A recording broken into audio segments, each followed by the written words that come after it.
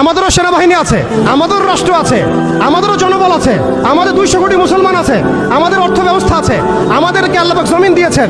কি দেন নাই আল্লাহ রাব্বুল আলামিন আমাদেরকে? তারপরে কেন এই জায়গায়? এর উত্তর আপনি খুঁজে বের করেন। আপনি খেয়াল করে দেখেন, আজকে আমরা এই জায়গায় চলে আসছি শুধুমাত্র একমুখী, তাদের সামরিক আগ্রাসনের ভিত্তিতে নয়। আমাদের সেনাবাহিনী কম নাই, আমাদের জমি কম নাই, আমাদের দেশ কম নাই, আমাদেরও প্রযুক্তি কম নাই। তাহলে আমরা এই পর্যায়ে কেন আসলাম? উত্তরগুলো আপনি খুঁজে বের করেন, উত্তরগুলো খুঁজে বের করেন। আমাদেরও সেনাবাহিনী আছে, আমাদেরও রাষ্ট্র আছে, আমাদেরও জনবল আছে, আমাদের 200 কোটি মুসলমান আছে, আমাদের অর্থ ব্যবস্থা আছে, আমাদেরকে আল্লাহ পাক জমিন দিয়েছেন। কি দেন নাই আল্লাহ রাব্বুল আলামিন আমাদেরকে? তারপরে কেন এই জায়গায়? এর উত্তর আপনি খুঁজে বের করেন। উত্তর হচ্ছে একটাই, উত্তর একটাই। আল্লাহ পাক কোরআনে বলেছেন, ইন তানসুরুল্লাহ ইয়ানসুরকুম। ভালো করে শুনেন, সূরা মুহাম্মদ পড়ে দেখবেন, ইন তানসুরুল্লাহ ইয়ানসুরকুম। তোমরা যদি আল্লাহকে সাহায্য করো তবেই আল্লাহ তোমাদেরকে সাহায্য করবেন। আমরা সবাই ব্যক্তি পূজায় লিপ্ত হয়েছি, দুনিয়া পূজায় লিপ্ত হয়েছি, আমরা সবাই দুনিয়াদারি নিয়ে ব্যস্ত হয়ে গেছি। আর যখন আমাদের ভাইরা মারা যাচ্ছে তখন আমরা মায়া কান্না দেখাচ্ছি। এইসব ভণ্ডামি দিয়ে জিহাদ হবে না, এইসব ভণ্ডামি দিয়ে বাইতুল মুকাদ্দাস বিজয় হবে না। আল্লাহর কাছে ফিরে আসেন, পরিপূর্ণ দ্বীনে দীক্ষিত হন। ইন তানসুরুল্লাহ ইয়ানসুরকুম। তোমরা আল্লাহকে সাহায্য করো, অর্থাৎ তোমরা আল্লাহর দ্বীনকে সাহায্য করো, আল্লাহ তোমাদেরকে সাহায্য করবেন। ওয়া ইউসাব্বিত আকদামাকুম। তোমাদের পা আল্লাহ পাক শক্ত করে দিবেন। আল্লাহ সতর্ক করেছেন, ওয়া ইন তাতাওয়াল্লাউ। তোমরা যদি মুখ ফিরায় নাও, আল্লাহ থেকে তোমরা যদি মুখ ফিরায় নাও, ইস্তাবদিল কওমান গায়রাকুম। আল্লাহ পাক তোমাদেরকে সরাই দিয়ে নতুন কওমকে নিয়ে আসবেন। সুম্মা লা ইয়াকুনু আমসালাকুম। তারা তোমাদের মতো অপদার্থ হবে না। এটা আল্লাহ পাকের দ্ব্যর্থহীন ঘোষণা। অতএব পরিপূর্ণ ইসলামে দীক্ষিত হতে হবে, আমরা সবাইকে ইসলামে ফিরে আসতে হবে, ওলামায়ে কেরামের সাথে সম্পর্ক রাখা এবং একই সাথে জাতিগত একটা ঐক্য গঠন করা। জাতিগত ঐক্য গঠন করে একটা শরিয়া রাষ্ট্র কায়েম করে, একটা পরিপূর্ণ ইসলামী রাষ্ট্র কায়েম করে, নবী সাল্লাল্লাহু আলাইহি ওয়াসাল্লামের সুন্নত অনুযায়ী একটা মদিনা রাষ্ট্র কায়েম করে আপনি আন্তর্জাতিক মহলে চাপ দিতে পারবেন ইনশাআল্লাহ তাআলা।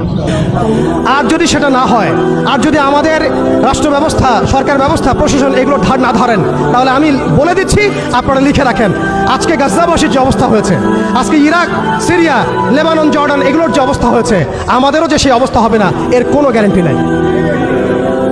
মিয়ানমার আমাদের উপর যেভাবে রোহিঙ্গাদেরকে চাপিয়ে দিয়েছে, আপনি আমি কোথায় যাব? আমাদের উপর যদি এরকম অবস্থা চাপিয়ে দেওয়া হয়, আপনাকে আমাকে কি ভুটান জায়গা দিবে? আপনাকে আমাকে নেপাল জায়গা দিবে? আপনাকে আমাকে কি মায়ানমার জায়গা দিবে? আপনাকে আমাকে কি ভারত জায়গা দিবে? আপনাকে আমাকে কি পাকিস্তানও জায়গা দিবে? অতএব আমাদের এই জমিনে, আমাদের এই সংগ্রাম, আমাদের এই জিহাদ আমাদেরকেই করতে হবে, আমাদের ইসলাহ আমাদেরকেই করতে হবে, আমাদের ভবিষ্যৎ আমাদেরকেই করতে হবে। আল্লাহ পাক বোঝার তৌফিক দান করেন। বাংলাদেশের এই অবস্থায় এখন একটা ইসলামী রাষ্ট্র গঠনের কোনো বিকল্প নাই।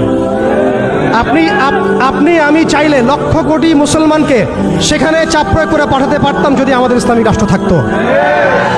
আমাদের যদি একটা ইসলামী রাষ্ট্র থাকতো, তাহলে ওরা যেভাবে ইউনাইটেড নেশনস গঠন করেছে, এইভাবে আমরাও ইউনাইটেড মুসলিম নেশন গঠন করতে পারতাম।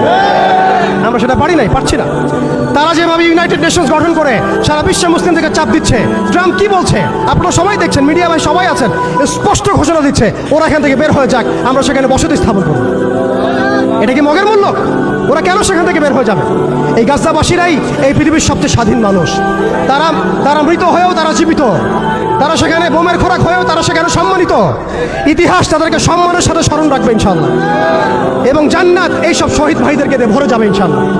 হতভাগত আমরা দাসত্বের মধ্যে পড়েছি, মুনাফিকের মধ্যে পড়েছি, আমরা কিছু করতে পারছি না। দুঃখ তো আমাদের, দুর্দশা আমাদের। আমরা কালকে আমাদের মাঠে আল্লাহর সামনে কি জবাব দিব এর ঠিক ঠিকানা আমাদের নাই। এই জন্য আমি শুরুতে বলেছিলাম, ক্ষতির মধ্যে আমরা আছি, তারা নাই। আমরা যে পরিমাণ ক্ষতির মধ্যে আছি সেই পরিমাণ ক্ষতিতে তারা নাই। তারা হাসতে হাসতে জান্নাতে চলে যাচ্ছে ইনশাআল্লাহ, এবং এরপরে তাদের বিজয় আসবে ইনশাআল্লাহ আযজা ওয়া জাল। অতএব একটা ইসলামিক রাষ্ট্রের দিকে আমাদেরকে যেতে হবে, ইউনাইটেড মুসলিম নেশন গঠন করতে হবে। ন্যাটোর বিকল্প চাই আমাদের, ন্যাটোর বিকল্প বাহিনী গঠন করতে হবে আমাদেরকে IMF এর এগেনস্টে আমাদের ব্যাংকিং সিস্টেম তৈরি করতে হবে, ওদের ওয়ার্ল্ড ব্যাংকের এগেনস্টে ওয়ার্ল্ড মুসলিম ব্যাংক তৈরি করতে হবে, ওদের প্রযুক্তিগুলোর বিরুদ্ধে আমাদেরকে প্রযুক্তি তৈরি করতে হবে, ওদের মিডিয়ার এগেনস্টে আমাদের এই ভাইদেরকে মিডিয়ার মধ্যে ঝাঁপিয়ে পড়তে হবে। আপনারা সবাই সব মিডিয়াগুলোকে ইসলামী মিডিয়া বানায় ফেলেন। ওরা আপনাদেরকে জুজুর ভয় দেখায়, সত্য থেকে পিছিয়ে ফেলে। আপনারা এদেরকে ভয় করবেন না, আল্লাহকে ভয় করেন। ওয়ালা তাখাফুহুম ইত্তাকুল্লাহ, আল্লাহকে ভয় করেন, তাদেরকে ভয় করবেন। আল্লাহ রাব্বুল আলামিন আমরা সবাইকে যেন ঈমানদার হওয়ার তৌফিক দান করেন। এইভাবে যখন আমরা একটা ঐক্যবদ্ধ শক্তি হতে পারবো ইনশাল্লাহ, দেখবেন আজ হোক আর কার হোক, আমরা সেই মোবারক জাইশে অবশ্যই যোগ দিব, যে এই জাইশ ইনশাল্লাহ বাইতুল মুকাদ্দাসকে মুক্ত করবে, স্বাধীন করবে, বিজয় ছিনিয়ে আনবে ইনশাল্লাহ। এই বিষয়ে মনের মধ্যে কোনো রকম হীনমন্যতা রাখবেন না, কোনো প্রকার সংশয় রাখবেন না, যে আগামীতে অবশ্যই সেই বাইতুল মুকাদ্দাস থেকে কালিমা লা ইলাহা ইল্লাল্লাহ মুহাম্মাদুর রাসূলুল্লাহর এই পতাকাই উড়বে ইনশাআল্লাহ তাআলা। তারা এই পতাকাগুলোকে সরিয়ে ফেলতে চায়, তারা জাতীয়তাবাদের আদলে এই বিশ্বকে সাজাতে চায়, কিন্তু আল্লাহ রাসূল সাল্লাল্লাহু আলাইহি ওয়াসাল্লাম বলেছেন, এমন একটা কাঁচা বাড়ি, একটা পাকা বাড়ি বাদ থাকবে না যেই বাড়িতে কালিমা লা ইলাহা ইল্লাল্লাহ মুহাম্মাদুর রাসূলুল্লাহর পতাকা উড়বে না। এটা নবী সাল্লাল্লাহু আলাইহি ওয়াসাল্লামের ভবিষ্যৎবাণী।